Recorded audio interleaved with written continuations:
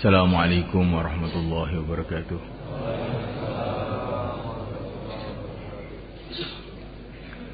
Innal hamdalillah nasta'inuhu wa nastaghfiruhu wa nu'minu bihi wa natawakkalu 'alaihi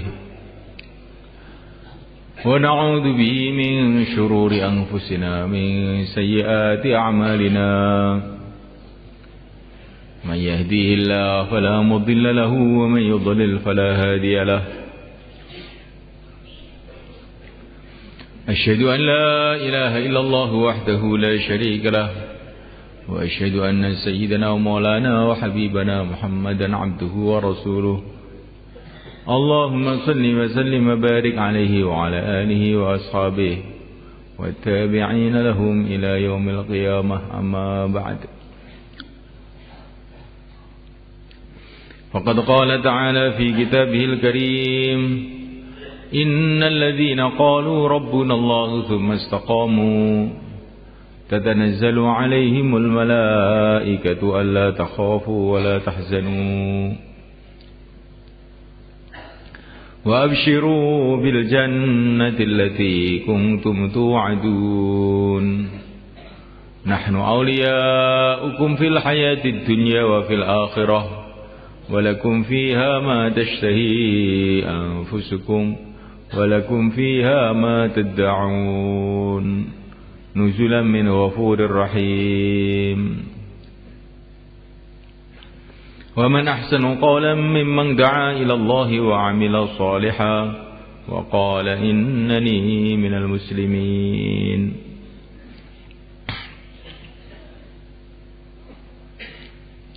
Hadirin yang dimuliakan Allah SWT, setiap kita sholat, kita diperintah oleh Allah melalui yang mulia Nabi Agung Muhammad SAW supaya kita ini berdoa, ihdinas siratal mustaqim siratal ladzina an'amta alaihim. Ya Allah, tunjukilah kami jalan yang lurus, jalannya orang-orang yang telah Engkau beri nikmat.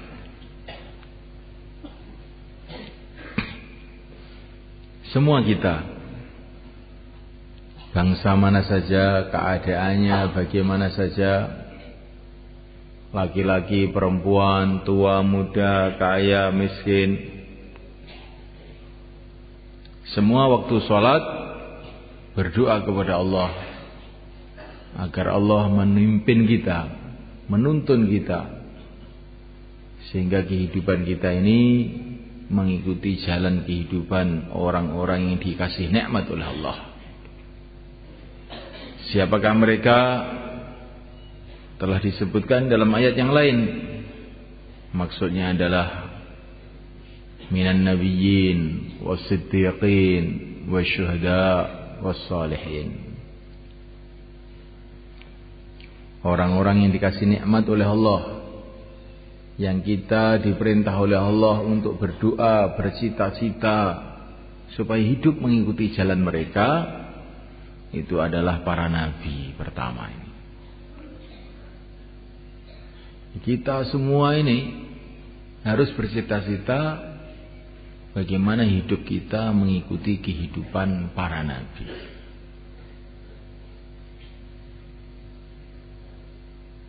Baik kita ini kaya, miskin, ustadz, santri, petani, insinyur, profesor, siapa saja.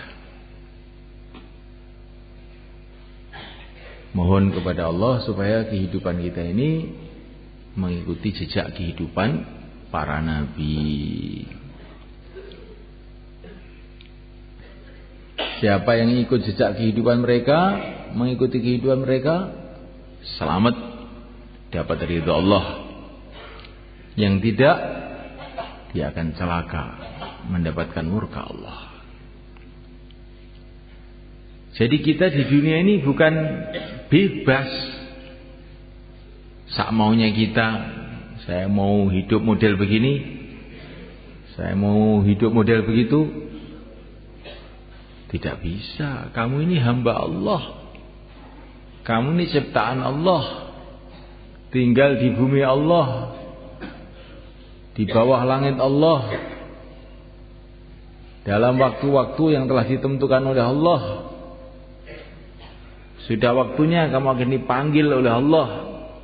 Kalau kamu tidak mengikuti arahan Allah, kamu akan celaka.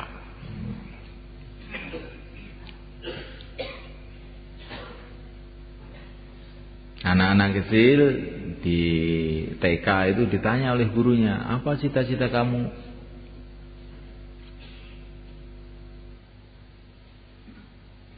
Ada yang mengatakan cita-cita saya ingin jadi raja, ingin jadi orang kaya, ingin jadi tentara, ingin jadi macam-macam.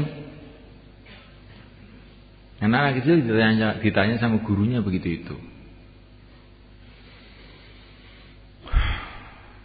Itu sebetulnya pertanyaan-pertanyaan yang bisa menipu.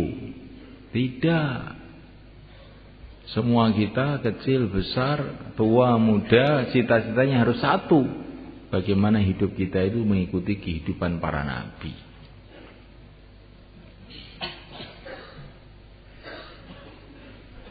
Minan nabiyyin, mengikuti kehidupan para nabi.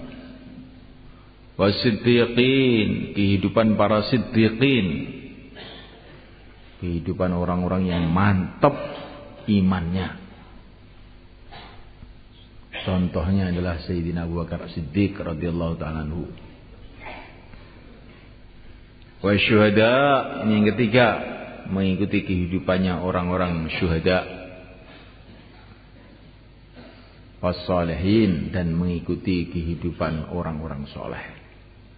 Empat ini contoh kehidupan yang diridhoi oleh Allah, yang harus kita cita-citakan. Bagaimana kehidupan kita mengikuti kehidupan empat golongan ini. Bukan mengikuti timur, bukan mengikuti barat, mengikuti empat golongan itu.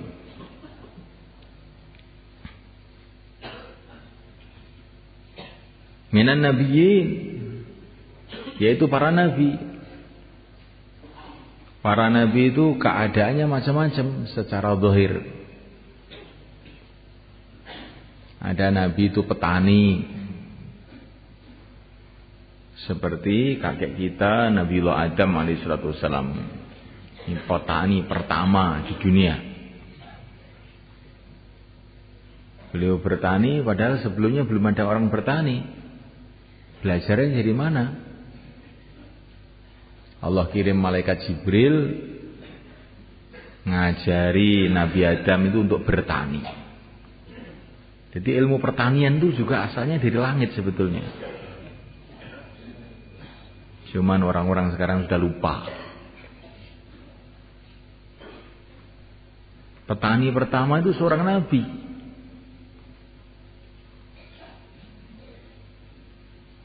Ada nabi namanya Nabi Idris.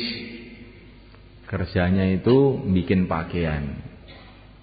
Orang-orang sebelum zaman Nabi Idris itu pakaiannya itu dari kulit-kulit binatang. Nabi Idris dikasih wahyu oleh Allah membuat baju, bikin tenunan, bikin jahitan. Jadi ilmu menjahit itu juga asalnya dari wahyu, asal mulanya itu.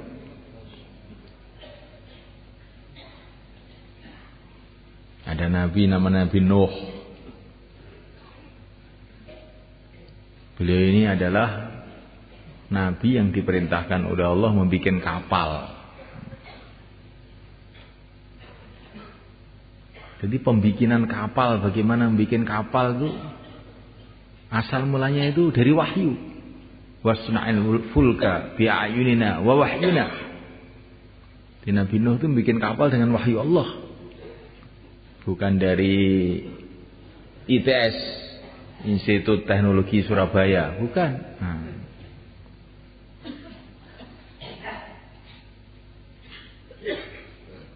Kenapa saya ceritakan begini ini? Biar kita ini kalau kerja-kerja dunia itu jangan merasa terus jauh dari agama gitu loh. Ini sebetulnya kerjanya para nabi juga dulu itu. Saya ini petani, gak usah sholat, Loh, jangan begitu. Petani pertama itu Nabi Adam. Saya ini nelayan.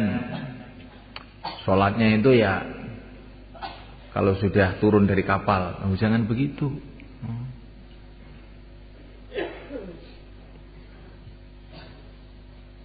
Ada Nabi itu pegawai negeri, Nabi Yusuf alaihissalam. Beliau ini adalah Menteri Ekonomi dan Irigasi di Mesir. Dan irigasi saluran-saluran air yang dibikin Nabi Yusuf itu sampai sekarang masih ada, sudah ribuan tahun itu. Masih ada. Jadi jangan gara-gara nurut banyu lali karo agama.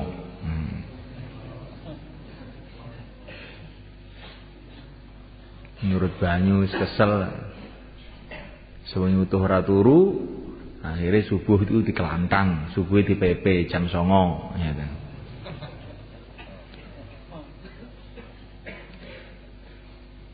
Jadi jangan melaikan Allah Subhanahu wa taala. Para nabi, para rasul itu keadaannya itu macam-macam. Tapi semua mereka punya ciri khas. Yang pertama, yakin mereka itu hanya kepada Allah. Mereka ada yang petani, mereka ada yang pedagang, mereka ada yang bikin kapal, mereka ada yang bikin baju, mereka ada yang pegawai negeri, ada yang mereka tentara. Nabi Daud itu tentara. Tentaranya Raja Tolut. Tapi semua yakinnya hanya kepada Allah saja. Yakin kepada Allah itu bagaimana? Tertanam dalam hati ini yang berkuasa di dunia ini hanya Allah. Manusia tidak berkuasa, jin tidak berkuasa, malaikat tidak berkuasa, benda-benda tidak berkuasa. Sistem-sistem tidak berkuasa. Yang berkuasa adalah hanya Allah.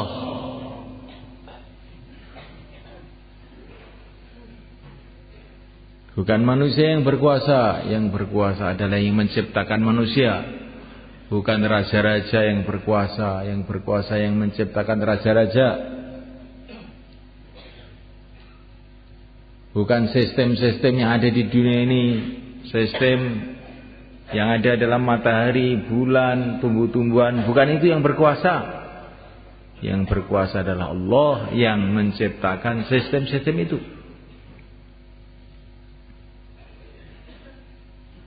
Ini memuliakan Allah SWT. Apa saja yang ada di alam semesta ini hanyalah makhluk diciptakan oleh Allah. Kalaupun ada manfaatnya karena dikasih manfaat oleh Allah. Kalau ada mudaratnya karena dikasih mudarat oleh Allah. Kalau dia berjalan karena dijalankan oleh Allah. Semua. Mulai yang besar-besar, matahari, bulan, Allah yang menjalankan. Sampai yang kecil-kecil, atom-atom, elektron-elektron, Allah yang menjalankan. Gak ada yang berjalan sendiri. Semua dijalankan oleh Allah. Dialah yang menciptakan, dialah yang menjalankan. Dan kalau Allah SWT menjalankan apapun, tidak perlu dengan siapapun dan tidak perlu dengan apapun. Allah menjalankan matahari, tidak perlu bantuan siapa-siapa. Tidak perlu apa-apa, tidak perlu ada lapangan terbangnya, tidak perlu ada mesinnya, tidak perlu ada pilotnya, nggak ada. Kalau menghendaki matahari jalan, ya jalan. Sejuta tahun ya jalan terus. Kalau Allah menghendaki mau membuat manis, tidak perlu gula. Dari tanah yang pahit keluar mangga yang manis. Gak usah kasih gula.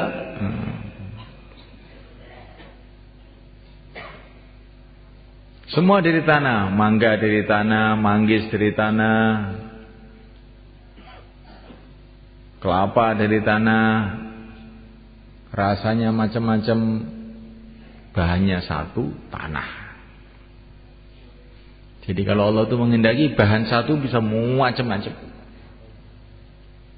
Dari tanah keluar pohon-pohon, dari tanah keluar buah-buahan. Dari tanah keluar manusia ini juga. Manusia yang dari tanah. Manusia dari bayi, bayi dari tetesan air mani dari makanan, makanan dari tanah. Kucing juga dari tanah. Tikus juga dari tanah. Manusia juga dari tanah. Bahannya sama, jadi berbeda-beda menurut kehendak Allah. Terserah Allah. Dari tanah keluar pohon-pohonan yang untuk jamu. Dari tanah keluar pohon-pohonan yang beracun. Dari tanah keluar pohon-pohonan yang untuk makanan pokok. Dari tanah keluar pohon-pohonan yang untuk bumbu. Dari tanah keluar macam-macam yang kita lihat, berjuta-juta macam. Nggak ada yang bisa ngitung selain Allah. Ya Allah itu kalau mau bikin baik itu mudah saja bagi Allah. Kalau mau bikin buruk juga mudah saja bagi Allah. Allahumma la sahla illa ma ja'altahu sahla wa innaka ja'alta haznan sahla idza syi'ta. Ini termasuk doa yang diajarkan kepada kita. Ya Allah, tidak ada yang mudah kecuali yang Engkau bikin mudah. Bila Engkau kehendaki, yang sulit pun jadi mudah. Ya Allah, mudahkanlah urusan-urusanku. Kalau Allah mudahkan, yang sulit jadi mudah. Tapi kalau Allah sulitkan, yang sulit pun jadi tambah sulit. Yang mudah jadi sulit. Maka manusia itu bergantung kepada Allah. Itulah yang ada dalam hati para nabi. Bergantung hanya kepada Allah saja. Jangan bergantung kepada benda-benda. Benda-benda itu terserah Allah. Bisa bahaya, bisa manfaat. Harta bisa manfaat. Dengan harta kita bisa bahagia, bisa ini, bisa begitu, bisa tentram. Tapi bila Allah menghendaki, bisa saja dengan harta kita jadi susah. Hartanya banyak tapi susah terus. Dengan mobil bisa jadi baik. Bisa sampai ke Surabaya, ke Madiun, bisa pula jadi sebaliknya. Dengan mobil masuk jurang, masuk kalen. Nah. Jangan yakin dengan mobil. Pokoknya saya punya mobil beres. Oh, belum tentu. Banyak orang yang punya mobil celaka sebab mobilnya.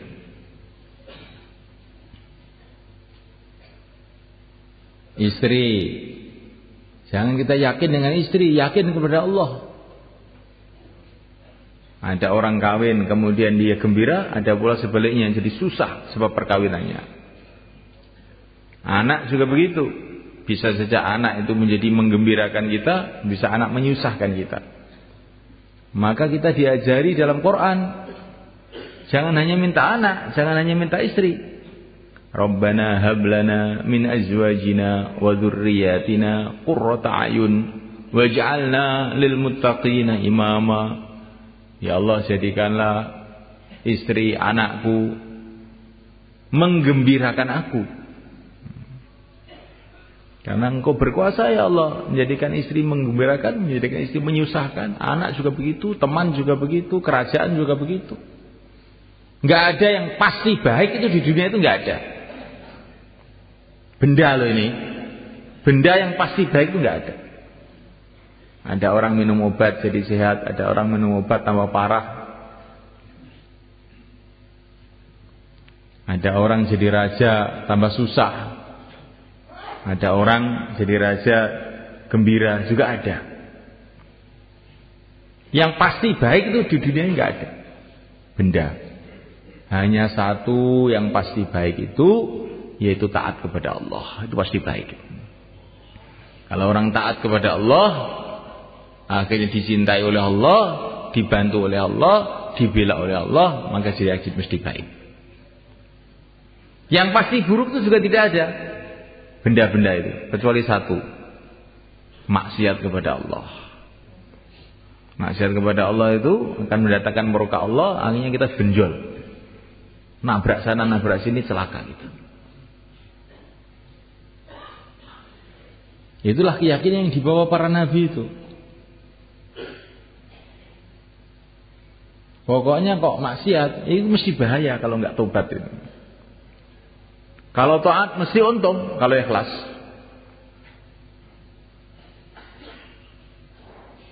Tetapi setan itu menipu kita. Kalau kita mau taat, nah, bagaimana? Nah, taat kamu mesti untung. Tapi setan datang. Kalau mau maksiat, maksiat itu enak, nanti kamu akan bahagia dengan maksiat itu.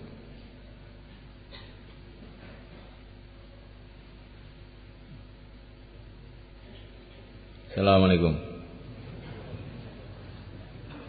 Pak, lihat saya, ya, insyaallah. Melihat orang ngaji dapat pahala, melihat televisi dosa.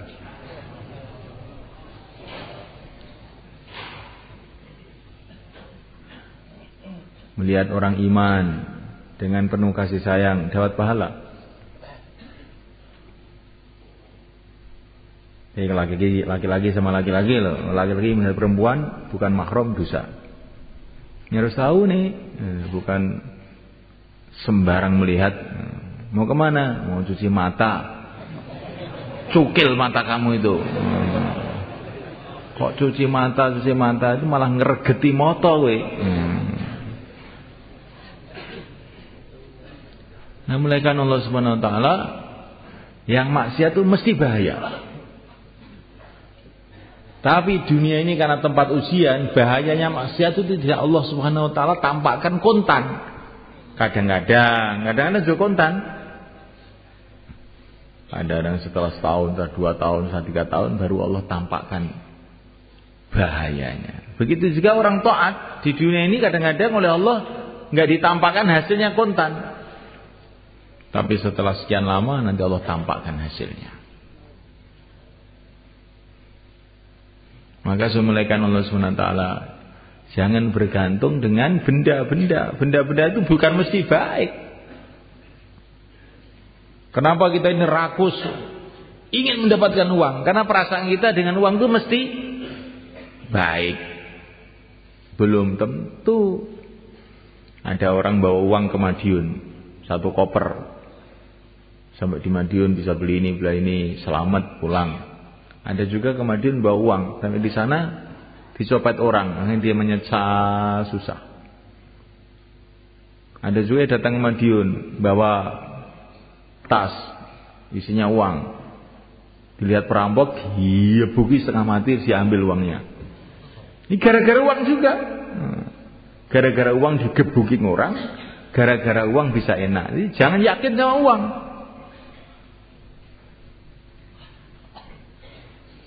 Maka ada seorang mau pergi ke pasar, mau beli kuda. Zaman dulu ini ditanya oleh seorang ulama, mau kemana kamu? Mau ke pasar. Untuk apa? Beli kuda. Maka ulama tadi nasihati, kamu jangan begitu. Insya Allah saya akan beli kuda. Begitu. Kalau Allah menghendaki nanti ya beli kuda. Kalau Allah tidak menghendaki, ya tidak bisa. Kenapa begitu Pak Kiai? Uang sudah jelas di saku ini, kuda sudah jelas di pasar. Kok insya Allah itu loh. Maka akhirnya dia pergi ke pasar. Ternyata uangnya hilang, nggak bisa beli kuda. Terus pulang ketemu Pak Kiai lagi. Loh, mana kudanya? Insya Allah hilang. Oh hilang kok insya Allah gimana? Nah, katanya tadi suruh insya Allah. Saya tidak mau insya Allah, uang saya hilang, akhirnya insya Allah hilang. Ya. Jadi saya mulaikan Allah. Orang yang yakin kepada benda-benda itu akhirnya kayak begitu itu.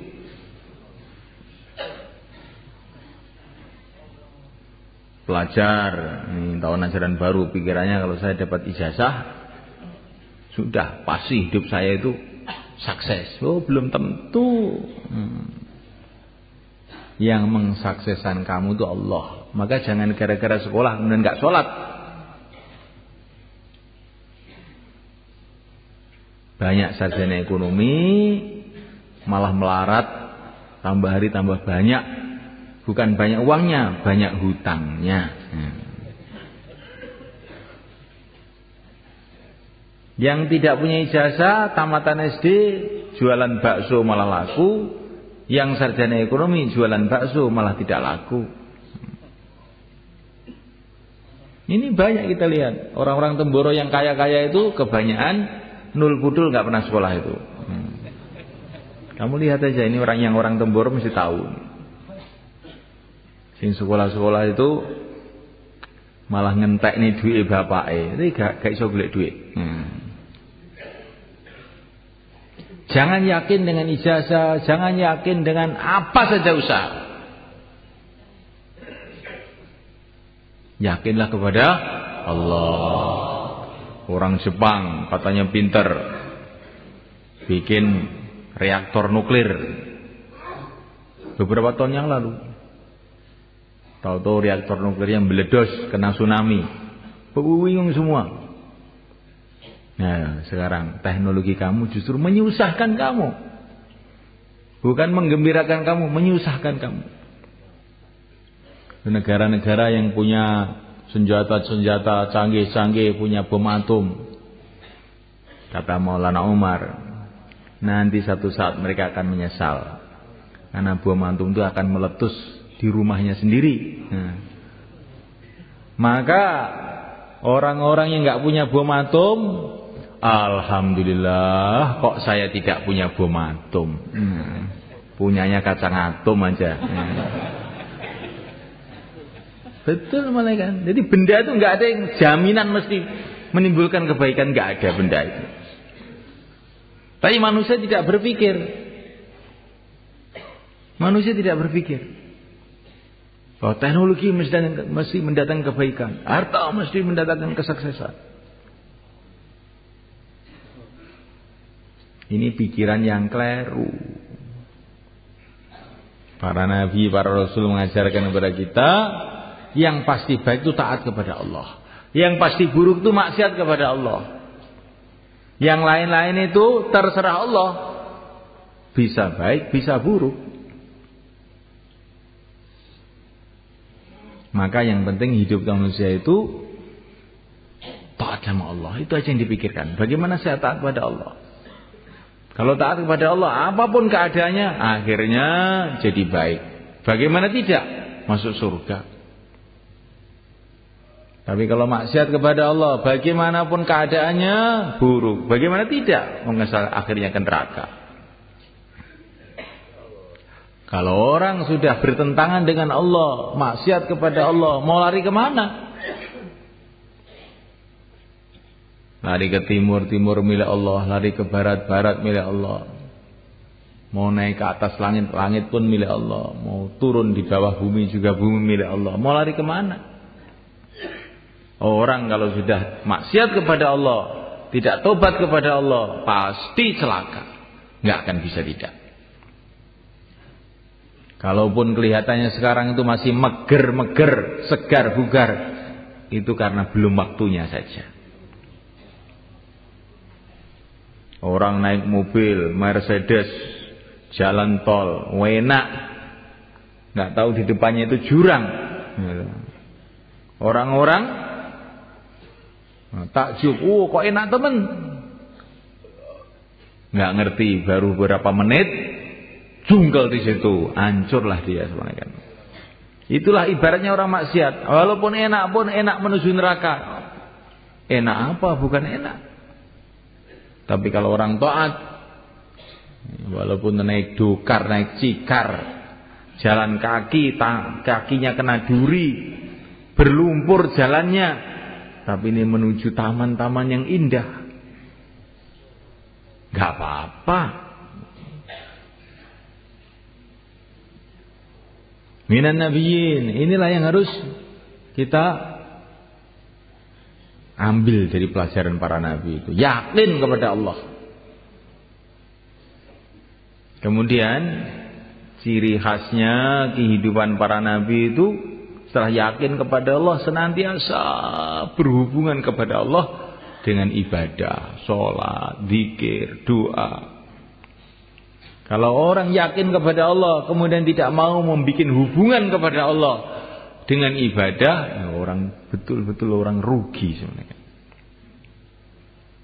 Kalau kamu sudah tahu Allah yang menguasai alam semesta ini, Allah Maha melihat, Allah Maha mendengar, Allah sangat dekat kepada kita, kok kamu tidak mau berhubungan kepada Allah? Alangkah bodohnya. Senantiasa buat hubungan kepada Allah dengan doa, dengan zikir, dengan sholat, dengan haji, dengan umroh, dan ibadah-ibadah yang lain. Inilah kehidupan para nabi. Inilah yang kita cita-citakan. InsyaAllah mulaikan. Kemudian yang ketiga, mulaikan Allah Ta'ala, di antara ciri khas kehidupan para nabi itu adalah ilmu. Para nabi itu semua orang ahli ilmu. Tapi ilmu apa? Ilmu yang terpenting, teragung, ilmu mengenai keagungan Allah dan ilmu cara berhubungan dengan Allah. Itulah ilmunya para nabi. Ilmu-ilmu dunia, ilmu bikin sambal, bikin pesawat, bikin mobil, itu serupa saja, itu hanya untuk dunia. Meracik sambal, meracik jamu, membuat mobil itu sama saja. Bikin pesawat terbang, bikin Apollo sama saja. Itu cuma noto karet, noto besi, noto aluminium, ditoto-toto terus jadi pesawat, jadi apa-apa, sama saja. Kata para ulama, ilmu dunia itu ilmu sambal. Ini kalau sambal itu apa? Cabai, kasih garam, kasih berambang, kasih apa sih, gula sedikit, terasi sedikit, jadi sambal.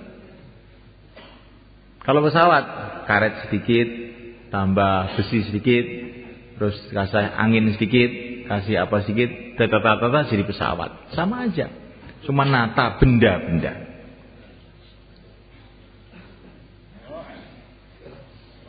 Ini kalau orang insinyur digitukan mungkin marah. Gimana ini? Saya sekolah 10 tahun dikira ilmu sambel. Nah.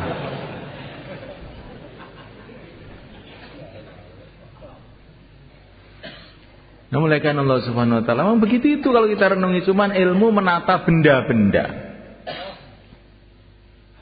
Nah, kalau ilmu yang ilmunya para nabi itu bukan ilmu menata benda-benda. Ilmu bagaimana kita hubungan dengan Allah yang menciptakan seluruh benda. Nah, ini beda ini. Nah, kita ini harus semuanya belajar ilmunya para nabi ini. InsyaAllah malaikat. Taklim dihidupkan di rumah kita, di masjid kita, di kantor kita, di pasar kita. Hidupkan taklim. Supaya kita tahu nilai hubungan kepada Allah. Sekarang kita tahu nilainya mobil, nilainya tempe, nilainya ini, nilainya itu, nilainya kayu. Tapi nilainya sholat, nilainya puasa, nggak tahu.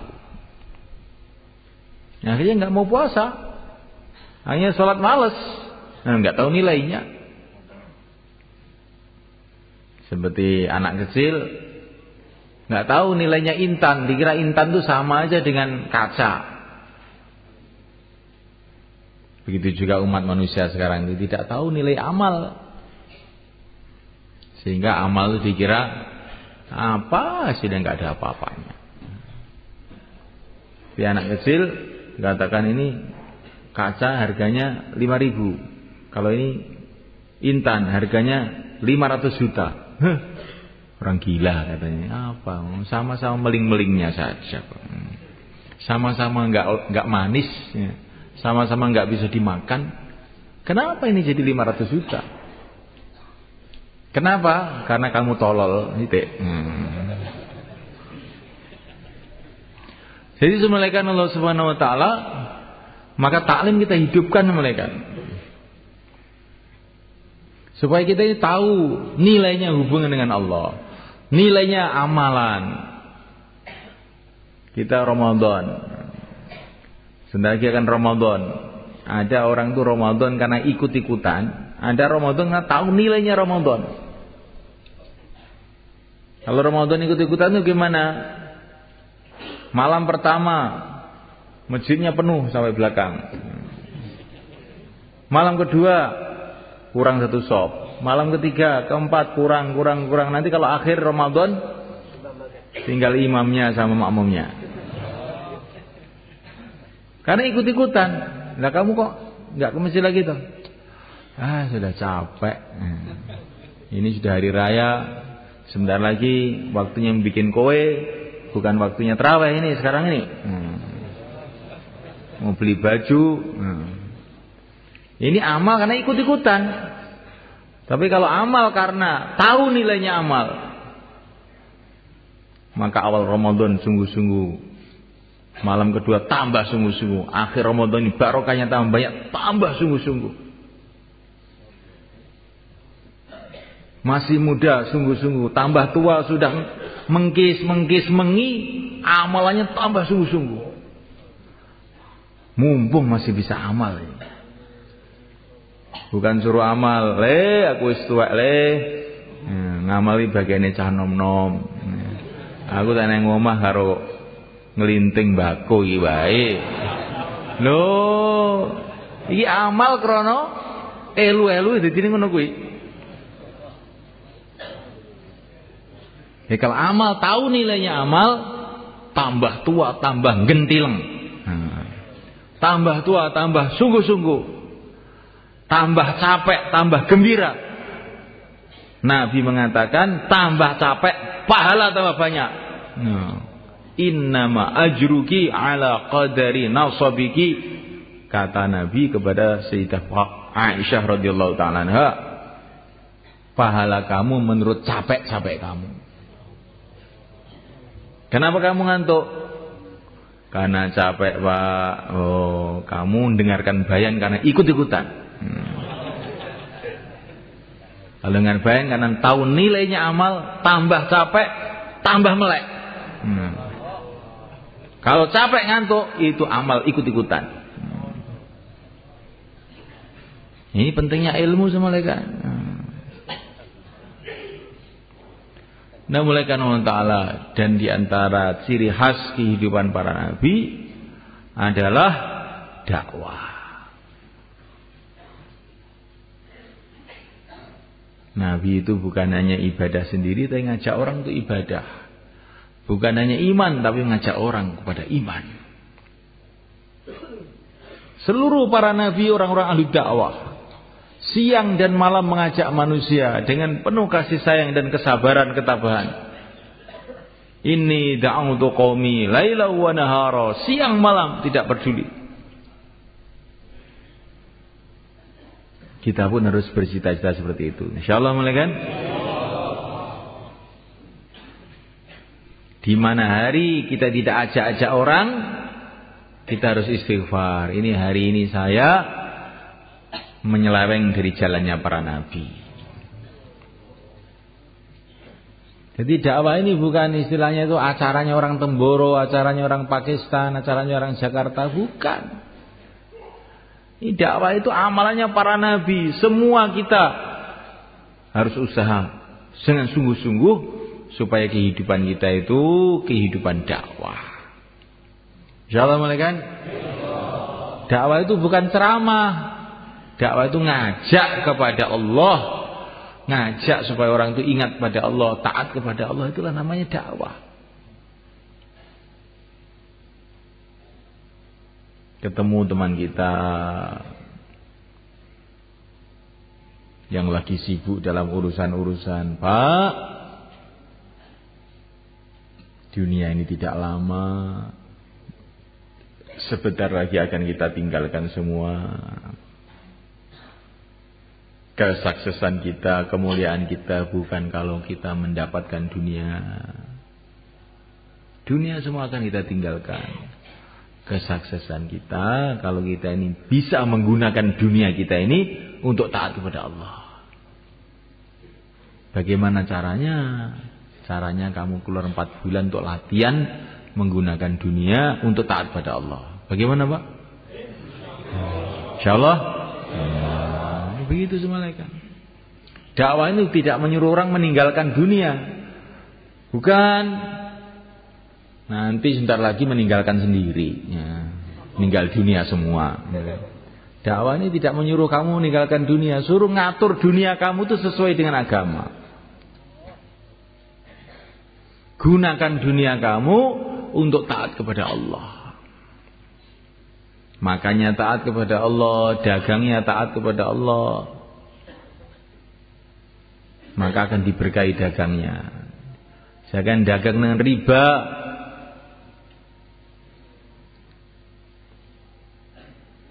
Katanya sekarang kalau riba itu istilahnya apa? Bunga. Itu bukan bunga, itu racun. Itu bukan bunga tapi itu racun. Tapi setan itu memberi nama yang indah. Ini bunganya sekian. Ini bukan bunga. Racunnya sekian. Begitu.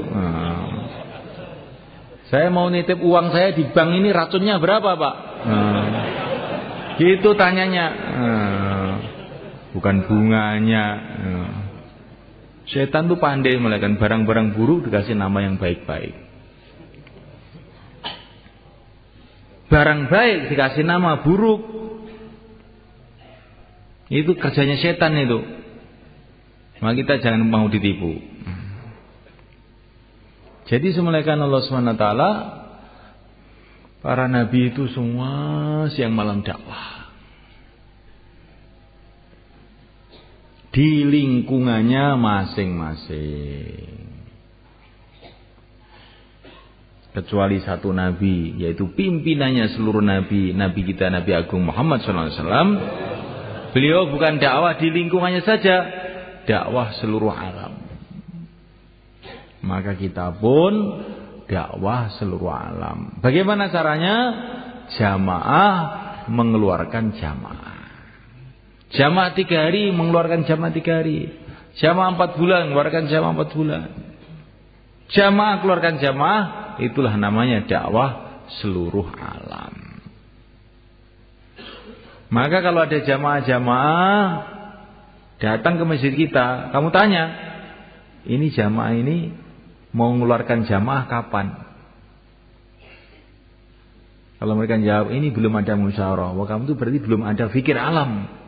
Belum ada fikirnya Rasulullah. Kamu harus tobat kamu ini. Seminggu lagi kirimkan jamaah. 10 hari lagi bentuk jamaah. Baru itu namanya fikir seluruh alam, jamaah mengeluarkan jamaah. Insyaallah kan? Di fikir seluruh alam itu bukan kita suruh muter seluruh alam, ini nggak bisa, cepot kaki kita. Jamaah keluarkan jamaah, getok tular, gampang, tidak sulit. Setiap jamaah keluarkan jamaah. Nanti habis bayan ini, nanti akan ada tashkil, keluarkan jamaah. Setelah itu nanti 3344 mundakaroh. Bagaimana Bapak juga mengeluarkan jamaah. Teman-teman kita ini kita ajak bicara, ayo kita keluar 4 bulan, 40 hari, harus berapa saja, kita berangkat sekarang. Minimal semua jadi niat semua. Insyaallah kan? Yang kewajiban mengikuti Nabi itu bukan seorang, 2 orang, semua kita. Kita keluar dan mengeluarkan jamaah. Kita dakwah dan usaha bagaimana seluruh umat dakwah. Ini baru kita ikut Rasulullah SAW. Ini kehidupan para nabi. Minan nabiyyin wasiddiqin. Kemudian yang kedua, kehidupan para siddiqin. Salah satu siddiqin itu yaitu Sayyidina Abu Bakar As-Siddiq. Ciri khasnya kehidupan siddiqin itu adalah tanggung jawab. Nah, agama. Sayyidina Abu Bakar itu bukan nabi, bukan rasul, tapi punya tanggung jawab meneruskan perjuangan yang mulia Nabi Agung Muhammad SAW. Ketika Rasulullah wafat, dipanggil oleh Allah, maka Abu Bakar bangkit dengan semboyan beliau, slogan beliau, syiar beliau, semangat beliau, ayung qasuddin wa ana hayy. Apakah agama akan dikurangi sedangkan saya masih hidup? Saya tidak terima kalau agama dikurangi sedangkan saya masih hidup. Beliau bukan nabi, bukan rasul, ini siddiq. Kalau kita ingin jadi orang siddiq, orang yang betul-betul mantap imannya, tirulah Sayyidina Abu Bakar ini. Jangan kita mengatakan saya ini bukan nabi, bukan rasul, bukan sahabat, bukan kiai, bukan ustadz. Untuk apa saya mikir agama? Jangan begitu. Gak boleh begitu itu. Saya bukan nabi, bukan rasul, bukan sahabat, bukan kiai, bukan santri, bukan apa-apa, tapi saya ingin mengikuti siddiqin, punya tanggung jawab agama. Insyaallah boleh kan? Caranya bagaimana? Keluar 4 bulan, 40 hari. Insyaallah boleh kan? Supaya ada tanggung jawab ini. Wasyuhada, orang-orang yang mati syahid. Orang yang mati syahid itu bagaimana? Orang yang mati membela agama Allah. Bukan hanya itu saja. Ya, orang yang dikatakan syahid itu diantaranya adalah orang-orang yang semangatnya itu siap mati untuk agama. Walaupun matinya di kasur di rumahnya. Tapi kalau semangatnya ini pokoknya saya siap mati. Apalagi kok 4 bulan apa. Nah, saya siap mati untuk agama. Mati untuk agama maknanya masuk surga. Kenapa? Takut. Nah, itu namanya itu syuhada. Ya. Dibagi orang syuhada itu mati itu bukan menakutkan, malah mengembirakan. Lalu kok nak mati piye? Lho ya kuwi tak golek. Iya, lha kowe gak mati. Nah. Para sahabat itu begitu semuanya kan. Semangat ingin mati dalam memperjuangkan agama itu Masya Allah. Mereka gembira. Bahkan mereka itu doa, ya Allah matikan saya dalam perjuangan. Matikan saya dalam perjuangan. Ini syuhada namanya. Wassalihin, orang-orang soleh. Yang keempat, kita ini harus bercita-cita jadi orang soleh. Orang soleh itu bagaimana? Orang yang dalam urusan apa saja mengikuti syariat, mengikuti aturan. Kalau dia sebagai ayah, ya punya tertib syariat, bagaimana menjaga anaknya, menjaga keluarganya, memikirkan mereka, itu namanya orang soleh. Tapi kalau orang sebagai ayah, nggak ngurus keluarganya, itu bukan soleh. Dia sebagai petani, pertaniannya mengikuti syariat, waktu panen bayar zakat, ini orang soleh. Dia jadi buruh tani. Gak apa-apa jadi buruh tani, tapi jadi orang soleh. Bukan waktu macul terus duduk aja ngerokok gudang garam. Setelah sore minta gaji 50.000. Kamu itu digaji untuk ngerokok apa untuk macul? Untuk macul. Lah kamu kok ngerokok? Berarti gaji kamu itu haram itu. Kamu itu nipu. Kalau ngepiok, ya, maka padinya yang bagus-bagus untuk saya. Yang jelek-jelek, gabuk-gabuk berikan kepada pemilik sawah. Ini namanya tidak soleh. Pokoknya apa saja yang tidak pakai aturan syariat itu namanya nggak soleh. Naik bis beli tiket. Beli tiket bis. Tiket itu untuk orang apa untuk barang? Untuk orang. Terus kamu naik ke bis, bawa beras 1 kuintal, ayam 1 kerdus. Ini kan nggak ada tiketnya ini. Nah, ini namanya ini termasuk tidak soleh namanya. Akhirnya nanti turun dari bis itu sudah ada haramnya ini berasnya itu. Nanti kalau kamu kasihkan makan sama istrinya diberuat pikirannya. Terus anaknya jadi ngantuan. Loh itu beras ini beras halal. Kok anak saya jadi ngantuan gara-gara apa? Dinaikkan bis tidak bayar. Yang bayar orangnya, berasnya nggak dibayari. Ini namanya juga tidak soleh namanya begini nih.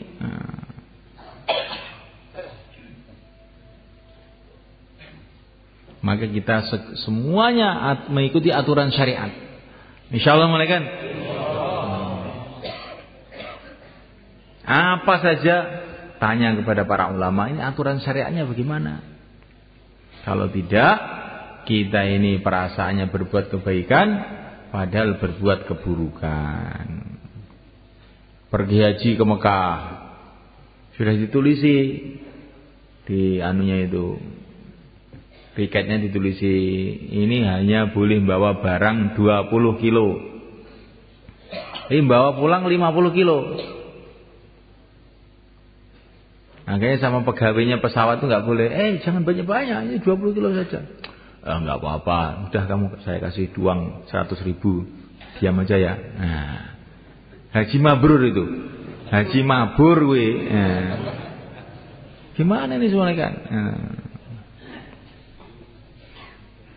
Maka kata para ulama, kalau kamu naik onta haji tetapi bekalnya haram, makanannya haram, yang haji ontanya bukan orangnya. Yang haji ontanya bukan orangnya. Karena kalau onta itu makan haram itu nggak apa-apa, bukan manusia. Bukan manusia itu nggak ada haramnya. Yang haji onta kamu, sedangkan yang naik onta tidak haji. Jadi semulaikan Allah SWT, ini 4 golongan inilah yang kita minta dalam sholat supaya kita ikut mereka. Para nabiin, para siddiqin, para syuhada, para solehin. InsyaAllah semulaikan. Kalau kita mengikuti jalan mereka, maka Allah ridha kepada kita. Kalau kita diridhoi oleh Allah, kemana saja akhirnya beruntung mereka. Hidup kita di dunia akan berkah, hidup kita di akhirat di surga Allah. Jangan kita kira bahwa mengamalkan agama ini hasilnya di akhirat saja. Tidak. Di dunia ini pun kalau kita amal agama dengan benar, Allah akan datangkan kebaikan-kebaikan, barokah-barokah, ketentraman, ketenangan, kerukunan. Belum dikubur akan lebih nikmat lagi. Di padang mahsyar lebih senang lagi. Di surga, di sanalah tempat yang sempurna, di mana kita akan menghadap kepada Allah. Allah ridha kepada kita ridha kepada Allah. Insyaallah mulaikan. Mau kemana kita ini? Mau kemana? Siapa yang cuma satu, mau ke akhirat semuanya kan. Itulah program Allah untuk kita. Semua kita mau ke akhirat. Apa persiapan kita? Semua kita akan menghadap pada Allah. Apa persiapan kita? Semua kita akan mati. Apa persiapan kita? Urusan kehidupan kita siapkan semua. Ini mau mantu, ini mau nyunat nih, mau bangun rumah, mau ini, mau semua kita siapkan. Ini perkara yang pasti kita kerjakan. Kematian tidak pernah kita siapkan. Urusan akhirat tidak pernah kita siapkan. Kalaupun kita siapkan, ala kadarnya. Kalau urusan dunia, kita sungguh-sungguh. Tapi kalau urusan akhirat, ya aku sokeh ngamalku ke. Kok angel-angel. Iki ora angel-angelan iki, gampang iki. Maka semulaikan kita ini perlu kita renungi diri kita ini kok kayak begini ini gimana ini? Urusan dengan manusia kita pentingkan. Kalau giliran urusan dengan Allah, ya kapan-kapan saja. Urusan akhiratnya kekal abadi,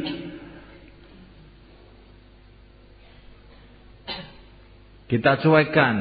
Nah, tapi urusan dunia yang cuma 60 tahun, 70 tahun, kita habis-habisan. Ini adalah satu kerugian besar.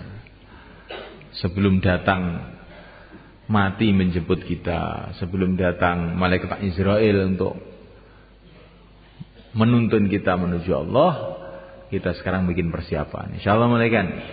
Apalagi sebentar lagi kita akan Ramadan. Kalau kita keluar di jalan Allah waktu Ramadan, maka Ramadan kita akan berlipat ganda pahalanya.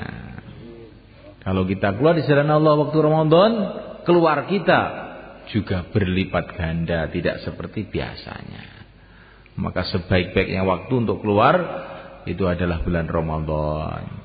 Maka yang mau keluar 4 bulan silahkan berdiri ke selatan. Monggo.